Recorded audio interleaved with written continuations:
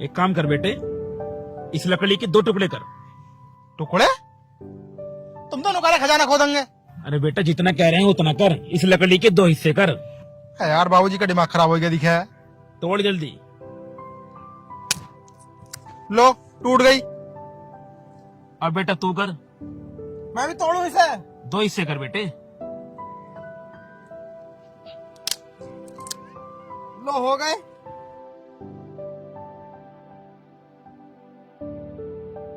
अब इस लकड़ी के हिस्से कर। इसके क्यों करवा रहे हो अब? तोड़ तो सही बेटा, जान तो लगा। इस लकड़ी को बीच में से तोड़। लगाओ, जोर लगाओ, जोर से। तुम्हारा दिमाग खराब हो गया क्या बाबूजी? जोर से बेटा। अरे इतनी सारी लकड़ी कैसे टूट जाएंगे एक साथ? शांत रह। मुझसे टूट रही है। न टूट रही ना? ना। तू तोड़।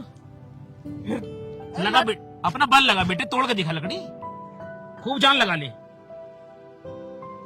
तोड़ बेटा तोड़। टूटेगी, शायद टूट जाए। तोड़ो। तू पकड़, दोनों तोड़ेंगे। जान लगाओगे तो टूट जाएगी। ना टूटने की तुम भी उल्टी बातें कर रहे हो। इस बात से कुछ समझ में आई? कुछ अकल आई? लकड़ी से क्या समझ में आएगी? तुम भी उल्टी सीधी बातें कर रहे हो। ये तुम्हारा दिमाग चल गया आगे थोड़ा बहुत। लगा तो मुझे भी ऐसी ही है। बेटा मेरा दिमाग खराब नहीं हुआ, तुम दोनों का दिमाग ठिकाने लगाने के लिए मैंने ये सब कुछ किया है। तुम कहना क्या चाह रहे हो? साफ साफ बताओ। बेटा बहुत साल पुरानी बात है। हम भी 2 भाई थे, बिल्कुल तुम्हारी तरह। मेरा भी एक भाई था। बेटा हम दोनों में भी हमेशा जमीन जायदाद को लेकर झगड़े होते रहते थे। हर दिन एक नया झगड़ा।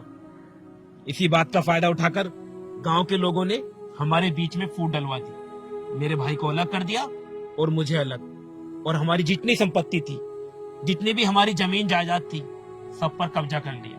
क्योंकि हम दोनों में फूट पड़ चुकी थी। मैं अलग हो गया था और मेरा भाई अलग। तो बाबूजी हमें क्यों बता रहे हो इसके बारे में? तुम तो यहाँ खजाना दिखवाने आए थे हमें। खजाना बताओ जल्दी, कहाँ है? बेटा ये लकड़ियां जब मैंने तुम्हारे हाथ में एक एक करके दी तो तुमने बड़ी आसानी से तोड़ दी। तोड़ी या नहीं? हाँ तोड़ दी। और जब ये लकड़ियां मैंने एक जगह इकट्ठी कर दी तो क्या ये तुमसे टूटी? पापा जी कैसे उल्टी सीधी बातें कर रहे हो तुम ये? अरे जब ये अकेली थी तो तोड़ दी आसानी से। जब तुमने एक जगह इकट्ठी कर दी तो ये कैसे टूट जाएंगी? इनकी पावर तो बढ़ गई ना अब।